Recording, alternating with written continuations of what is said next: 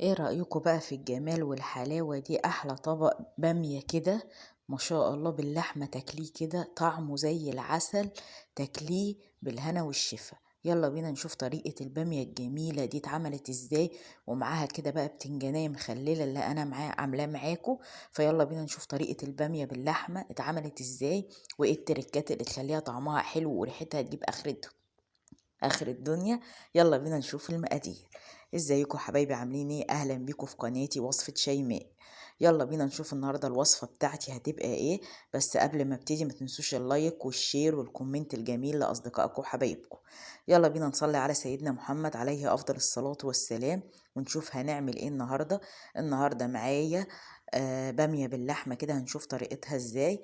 معايا كده حوالي من ربع كيلو لحمة، قطعتها مكعبات صغيرة خالص، وحطيت معلقة سمنة بلدي ونزلت باللحمة أشوحها. حطيت على اللحمة ورق لورا وحبهان ومستكة. يبقى في الحلة دي فيها ايه؟ فيها معلقة سمنة بلدي حلوة كده كبيرة، ونزلت عليها باللحمة مكعبات، يعني الحجم اللحمة اللي انت حباه. عايزة تقطعيها كبيرة براحتك، عايزة تقطعيها صغيرة برضو براحتك. وبعد كده سبت اللحمة تتشوح في السمنة البلدي والحبهان والمستكة والورق اللورا، وشم الروايح الجميلة كده. هنا بقى فرمت لها كده بصلاية كبيرة، اهو زي ما انتوا شايفين بعد ما اللحمة اتشوحت. اهو بصوا اللحمة خدت اللون الذهبي كده. كمية اللحمة اللي انت حابة تحطيها حطيها، مش عايزة تعمليها باللحمة برضو مفيش مشكلة. تستغني خالص عن اللحمة وتبتدي من أول تحمير البصلة. هحمر بقى البصلة كده مع اللحمة، اديها تشويحة حلوة.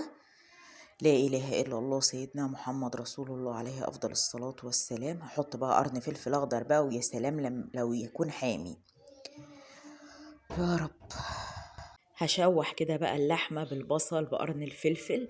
بعد ما دخلت في اللون الذهبي كده او اصفرت حلو البصلة، هنزل بقى ايه بمعلقة توم كبيرة.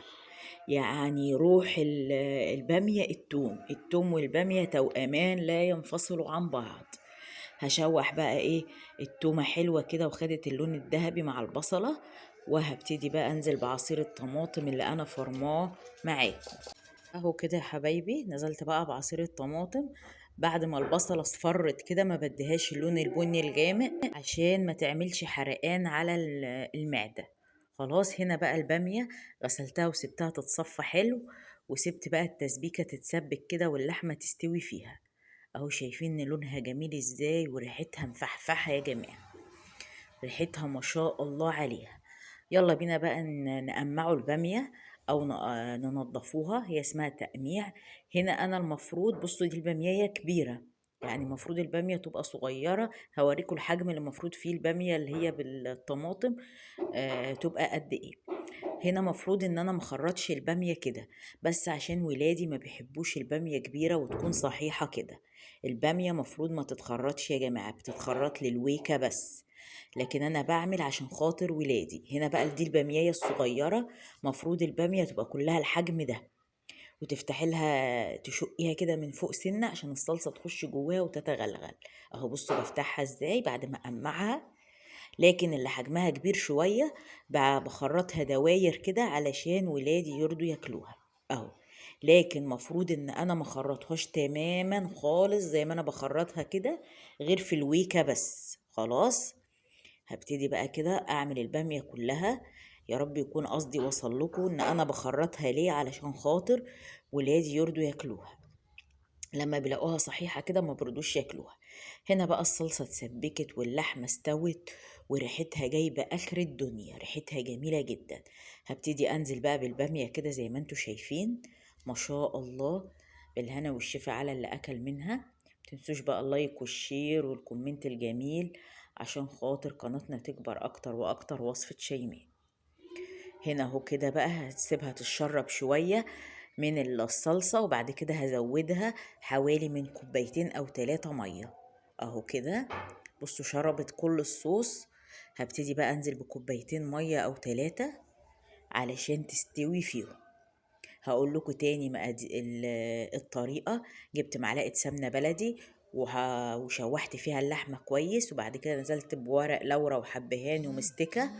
وبعد كده فرمت بصلاية كبيرة ونزلت عليها بعد ما اتحمرت حطيت معلقة توم وقرن فلفل اخضر، وبعد كده بعد ما اتحمروا نزلت بعصير الطماطم، ولما اتسبكت واللحمة دخلت في السوا نزلت بالبامية، وبعد كده زودتها كوبايتين مية 3، وادي الملح والفلفل، وهحط لها كده ربع معلقة هريسة شطة كده بقى تشطشط الجو كده. بامية يعني لازم تكون حامية.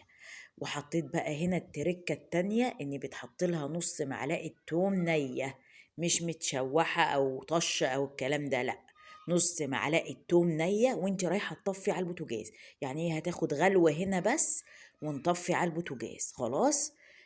اخر حاجة بعد ما البامية تستوي بحط نص معلقة توم، نص معلقة توم ني، واديها غلوة، واروح مطفية النار عليها، وكده البامية تكون استوت وراحت زبدة ريحتها مفحفحة. يلا بينا بقى نعمل الحبشتكنات اللي جنب البامية. بصوا البتنجان ما شاء الله زي العسل اللي كنت عاملاه معاكم، بصوا احمر ازاي، لونه بنفسجي من جوه. هنطلع كده بقى طبق بتنجان علشان البامية ما تنفعش تتاكل من غير بتنجان.